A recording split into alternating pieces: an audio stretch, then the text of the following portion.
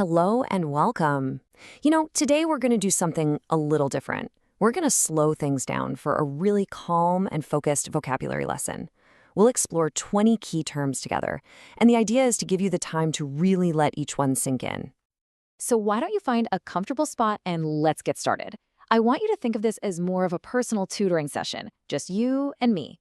We're going to build your vocabulary step by step, and there's absolutely no pressure. Sound good? Ready? Okay, so here's our plan for today. We're going to explore 4 main themes. First up, we'll talk about words related to different perspectives and what's needed for something. After that, we'll look at a couple of creatures and some words for their qualities. Then we'll dive into actions and deceptions. And we'll wrap things up with some really interesting terms about money and metaphors. All right, let's jump right in. All right, so our first group of words is all about how we see and understand the world. Let's kick things off with outlook. Now, your outlook is your general attitude, how you tend to think about things, especially the future. You might say something like, she has such a positive outlook on life. Simple enough, right? Okay, next up is view. This is a bit more specific. It's a particular way of looking at something. For example, from my view, the project is right on track. Then we have insight. I love this word. Insight is that deep, clear understanding you get about something. It's like a light bulb suddenly goes on. You could say, the book provides valuable insight into the author's life. Moving on, we have prospect. This word is all about possibility, the chance of something happening in the future. A common phrase you'll hear is the prospect of a new job. And finally, perspective. Your perspective is your unique point of view, and it's often shaped by your own experiences. For instance, from a historical perspective, the event was incredibly significant. Okay. Now for something a bit more practical. You've probably seen both of these, but what's really the difference between a greeting card and a postcard? Well, a greeting card is the one that's folded. It usually comes in an envelope and you give it for special occasions, right? Like a birthday. A postcard, though, is totally different. It's just a single flat card. It's got a picture on one side and you write your message on the back and just pop it in the mail. No envelope needed. Simple as that. Okay, let's talk about words that describe things we need.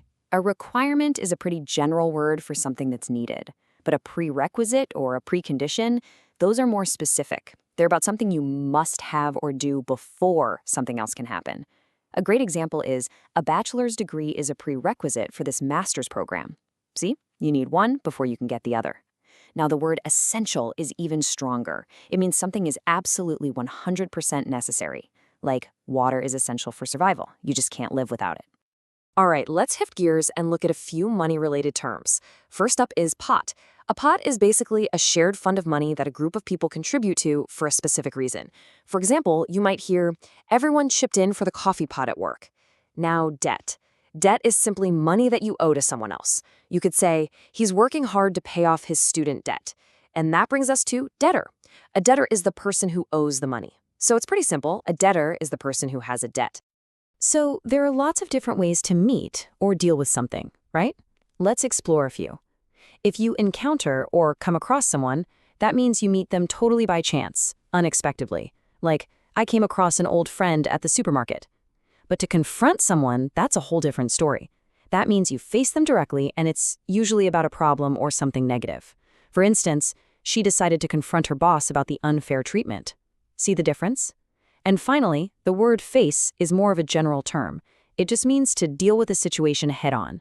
A common phrase is, you have to face the consequences of your actions. And just like that, we're on to our second section.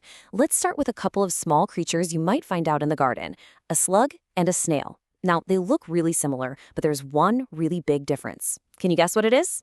Yep, a snail has that spiral shell it carries on its back, kind of like its own mobile home. A slug, on the other hand, doesn't have a shell at all. Okay, next up we have the word decent. It's an adjective, and it basically means something is good enough or of a satisfactory standard. You might say, he makes a decent living, meaning his income is okay, or that was a decent meal. Now, the related noun is decency. Decency is all about behavior that's moral and socially acceptable. For example, he had the decency to apologize. It's about doing the right thing. All right, let's talk about animals for a minute. When we tame or domesticate a wild animal, we're basically training it to live with people.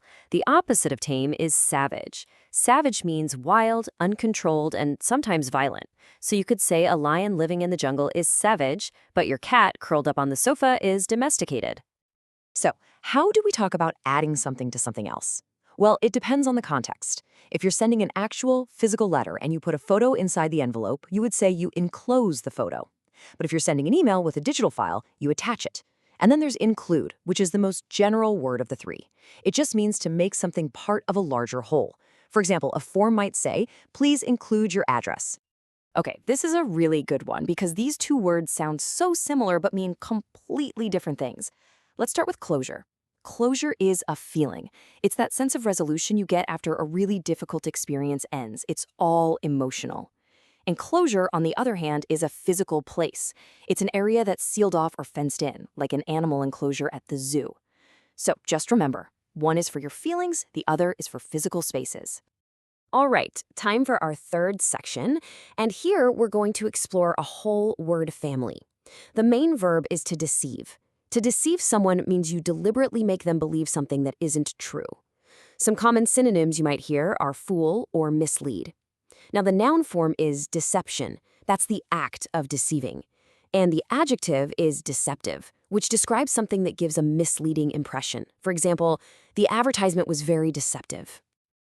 Okay, let's take a look at this sentence. She mended the torn shirt.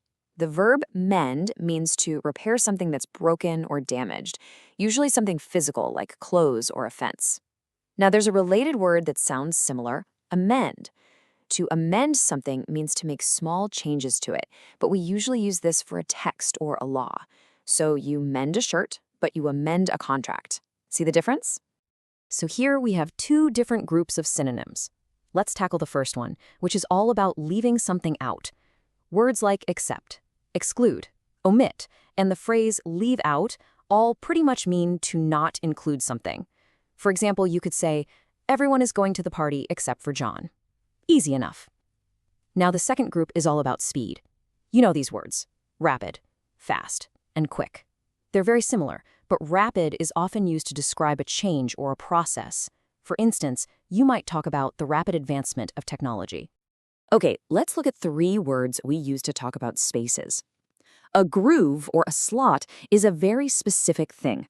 It's a long, narrow cut made into a hard surface. You know, like when you insert the key into the slot. Gap, however, is a much more general term. A gap is just any kind of empty space. You could say there's a gap between the two buildings. So you could think of a groove or a slot as a specific type of a gap. And here we are, our final section. Let's listen to this sentence. The amount will be debited from your account. Now, this is the kind of formal language you'll often see from a bank. The verb to debit sounds complicated, but it simply means to take money out of an account. That's all it is. And this really helps make it clearer. A debit or a withdrawal means money is being taken out of your account. The opposite of that is a credit or a deposit. That's when money is put into your account. So just remember, debits decrease your balance and credits increase it. Here's a phrase you'll hear all the time, raising children. This is what we call a collocation, which just means these words are almost always used together. It describes the whole entire process of bringing up a child, feeding them, educating them, caring for them until they become an adult.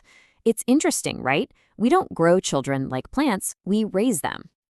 Our next term is fast-paced. This is a compound adjective, meaning it's made of two words.